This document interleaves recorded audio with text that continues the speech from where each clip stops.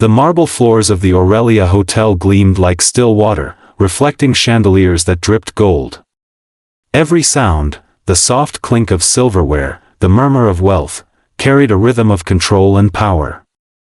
It was a place where elegance lived, and emotion had no voice, and yet, amid all that perfection, stood a trembling waitress who barely belonged to that world. Nora Velen, quiet, small, and unnoticed, adjusted her apron for the 5th time, her heart racing with every step she took across that vast dining hall. She had only been working there for 2 weeks, and already she had learned that invisibility was safer than attention. The rich like to be served by ghosts, not seen by equals, but that afternoon, the universe had something else in mind, because sometimes, one small act of kindness, one quiet decision, can echo louder than all the noise in the world. That day, Nora would serve table 9. That day, she would meet billionaire Adrian Cole and his mother, a woman of poise and pearls whose gentle smile hid a silent world, and by the end of that lunch, Nora's trembling hands would speak a language no one expected. A language that didn't need sound, only heart. By sunset, tears would fall on crystal glasses. By night, a billionaire would rediscover his humanity, and by morning, the story of a shy waitress and her silent conversation would be whispered across the internet as proof that kindness doesn't need volume, only courage. Nora Velen had grown up learning the language of quiet. Her father had left when she was 12, leaving behind unpaid bills and echoes of shouting that took years to fade.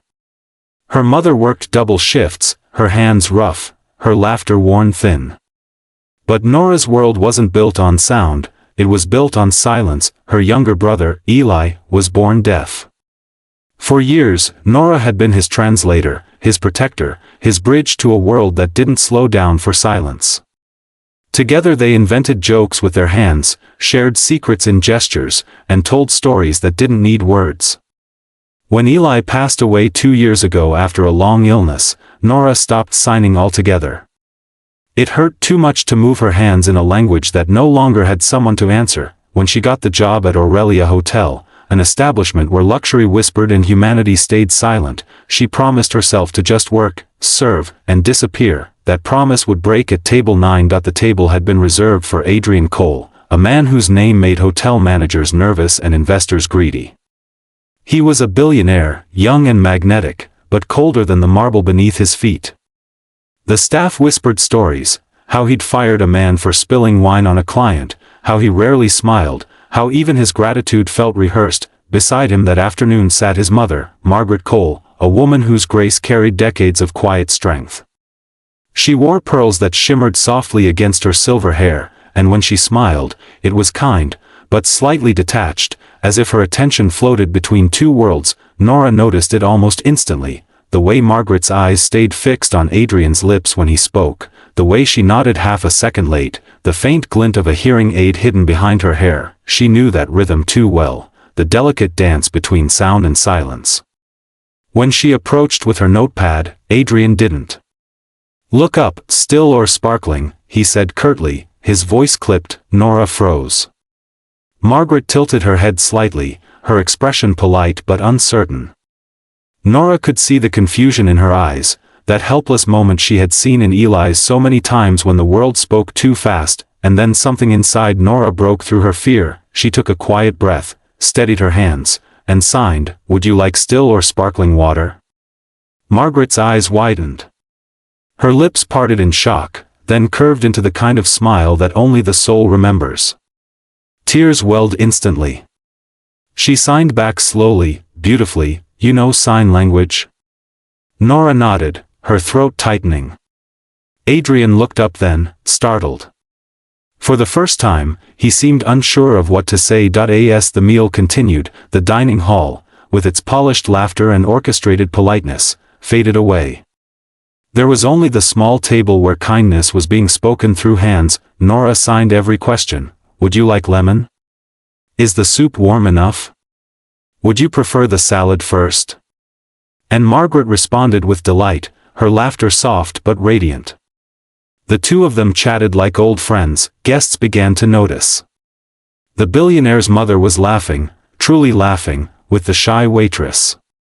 Whispers spread, phones subtly lifted, and yet no one dared interrupt. Adrian, the man who measured time and money, just sat back and watched. For years he had taken his mother to the best places in the world, yet she had always remained slightly apart, smiling politely, excluded by sound. But now, for the first time, she was part of the world around her. He watched the glow on her face, the life in her hands, and something shifted inside him. A tightness he hadn't realized he'd been carrying began to ease. When lunch ended, Margaret insisted on meeting Nora personally. She reached for her hands and signed, "You made me feel seen. You reminded me I still belong." Nora's eyes filled with tears. She signed back, trembling, "You reminded me that love never disappears." What Margaret didn't know was that every motion, every sign, was a whisper to Eli. Through her, Nora had spoken to her brother one last time. Later that day, Adrian asked to see Nora privately. She walked into his office expecting reprimand, maybe even dismissal. But the man behind the desk was no longer the one from the dining room. He looked almost human. "My mother hasn't smiled like that in years," he said quietly. "You did something no one else ever could." Nora shook her head, unsure how to reply. He asked about her story, and when she mentioned her brother, he listened, really listened, until the silence between words grew sacred. Then he said something that would change her life forever. He told her the hotel would begin offering free sign language training for all staff, in honor of Eli. He said the world needed more bridges, not walls. And then he offered Nora a scholarship, full tuition, to study special education. "You have a gift," he said simply. "You see people. Most of us only look." The weeks that followed turned the event into legend. Guests who had witnessed that quiet miracle shared the story online. A billionaire's mother moved to tears by a waitress's kindness. It spread like light across the internet, gathering millions of views, each person reminded of what true compassion looks like. Margaret began visiting the hotel every Sunday, always asking for Nora. They became close, bound by a language that needed no sound. And Adrian, the man who built empires, learned to sign. 2.1 afternoon, as Nora stood by the tall windows of the Aurelia, sunlight painting gold across her apron, she smiled. She lifted her hands slightly and signed a simple phrase toward the sky. "Thank you, Eli." She didn't know if the universe could understand sign language, but she hoped love always finds its way home. And in that moment, in the quiet hum of a world too busy to notice, a story of silence became the loudest message of all. That kindness doesn't need applause. It only needs a heart willing to speak first, even without words. Dizzy moral: the most powerful voices aren't always the loudest. Sometimes, the smallest gesture, a glance, a sign, a smile, can change not only one person's day, but the course of two lives.